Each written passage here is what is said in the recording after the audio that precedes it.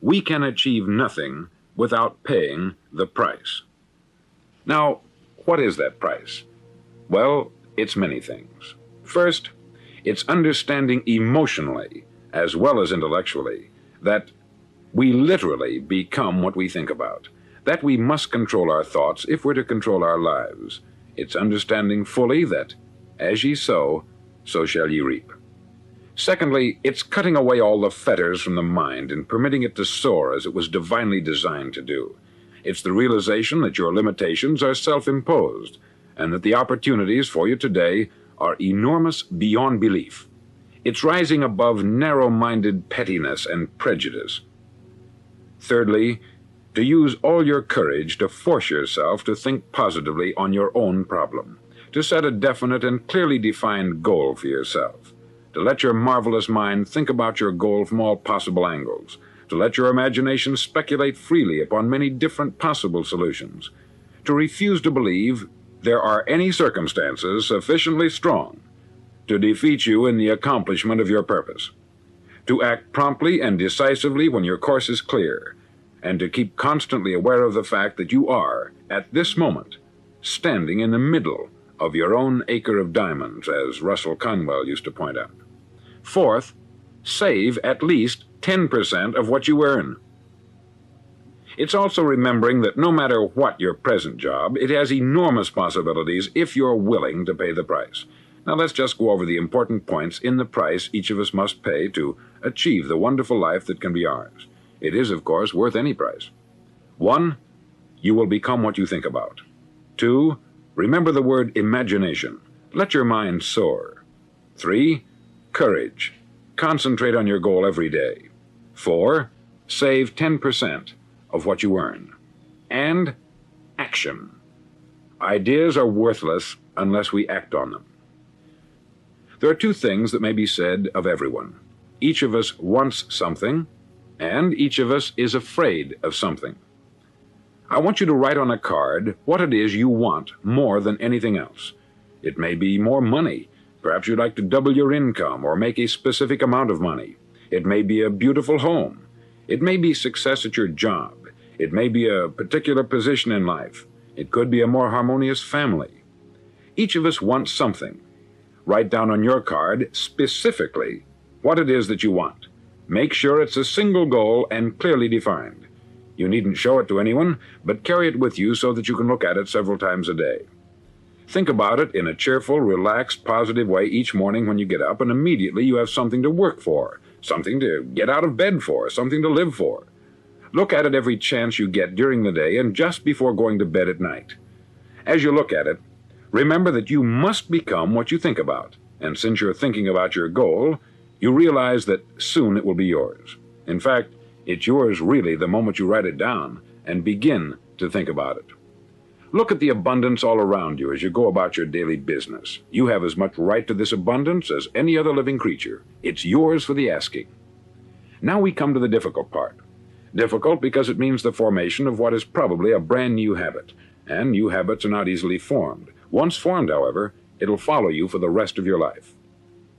Stop thinking about what it is you fear. Each time a fearful or negative thought comes into your consciousness, replace it with a mental picture of your positive and worthwhile goal. There will come times when you will feel like giving up. It's easier for a human being to think negatively than positively. That's why only 5% is successful. You must begin now to place yourself in that group. For 30 days, you must take control of your mind. It will think only about what you permit it to think. Each day for this 30-day test, do more than you have to do. In addition to maintaining a cheerful, positive outlook, give of yourself more than you've ever done before.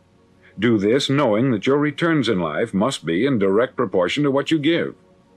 The moment you decide on a goal to work toward, you're immediately a successful person. You're then in that rare and successful category of people who know where they're going. Out of every 100 people, you belong to the top 5. Don't concern yourself too much with how you're going to achieve your goal. Leave that completely to a power greater than yourself. All you have to do is know where you're going. The answers will come to you of their own accord. Ask and it shall be given you. Seek, and ye shall find. Knock, and it shall be opened unto you. For every one that asketh receiveth, and he that seeketh findeth, and to him that knocketh it shall be opened. It's as marvelous and as simple as that. In fact, it's so simple that in our seemingly complicated world it's difficult for an adult to understand that all he needs is a purpose and faith. For 30 days, do your best. If you're a salesman, go at it as you've never done before, not in hectic fashion, but with the calm, cheerful assurance that time well spent will give you the abundance in return you deserve and want. If you're a homemaker, devote your 30-day test to complete giving of yourself, without thinking about receiving anything in return, and you'll be amazed at the difference it makes in your life.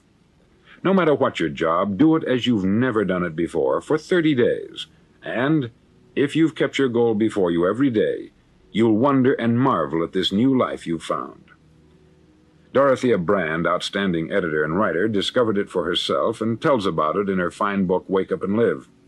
Her entire philosophy is reduced to the words, act as though it were impossible to fail. She made her own test, with sincerity and faith, and her entire life was changed to one of overwhelming success. Now you make your test for 30 full days. Don't start your test until you've made up your mind to stick with it. You see, by being persistent, you're demonstrating faith. Persistence is simply another word for faith. If you didn't have faith, you would never persist. If you should fail during your first 30 days, by that I mean suddenly find yourself overwhelmed by negative thoughts, you've got to start over again from that point and go 30 more days.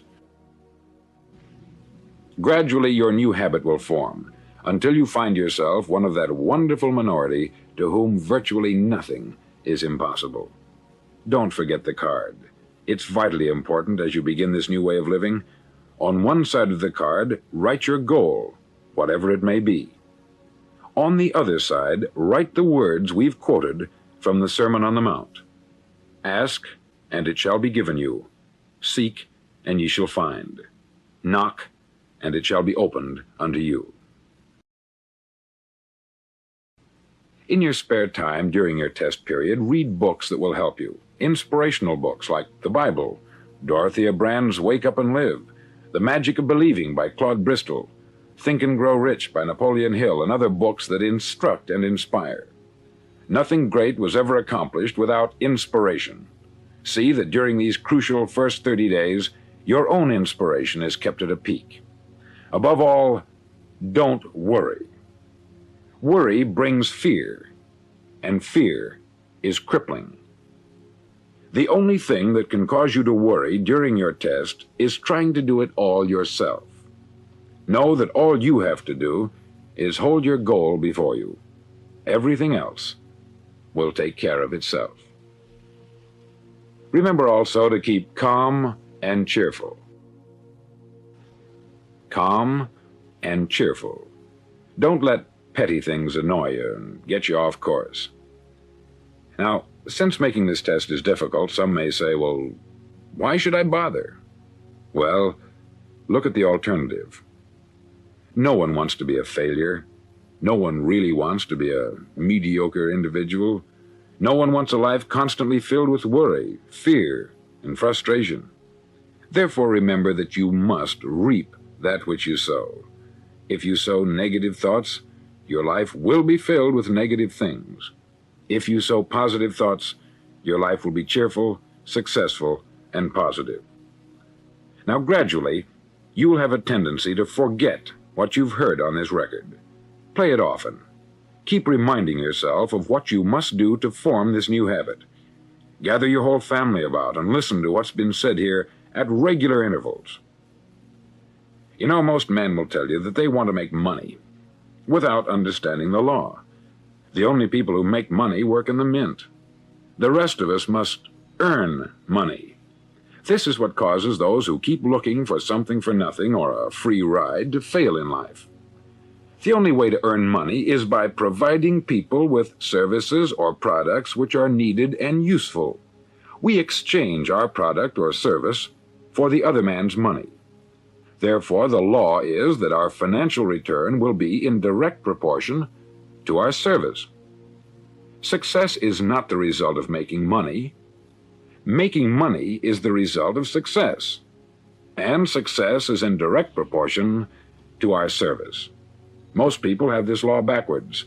They believe that you're successful if you earn a lot of money. The truth is that you can only earn money after you're successful. It's like the story of the man who sat in front of the stove and said to it, "Give me heat, and then I'll add the wood."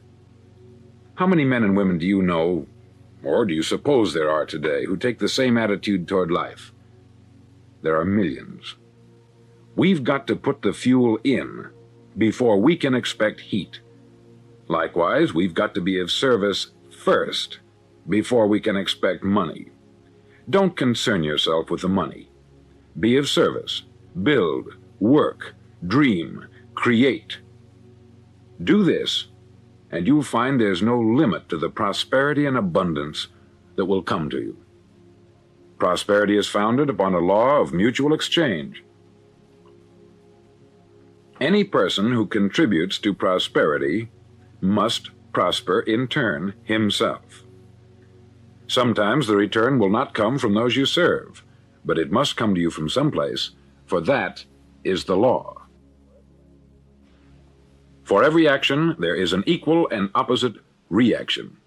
As you go daily through your 30-day test period, remember that your success will always be measured by the quality and quantity of service you render, and money is a yardstick for measuring this service. No man can get rich himself unless he enriches others. There are no exceptions to a law. You can drive down any street in America and from your car estimate the service that's being rendered by the people living on that street.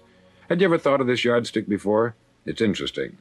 Some, like ministers and priests and other devoted people, measure their returns in the realm of the spiritual, but again, their returns are equal to their service. Once this law is fully understood, any thinking person can tell his own fortune. If he wants more, he must be of more service to those from whom he receives his return.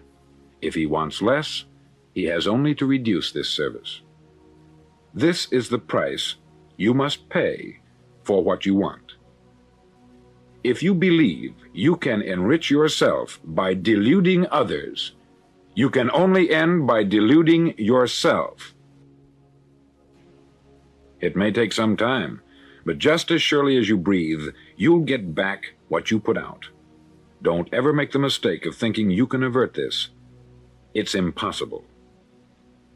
The prisons and the streets where the lonely walk are filled with people who tried to make new laws just for themselves. We may avoid the laws of man, but there are greater laws that cannot be broken.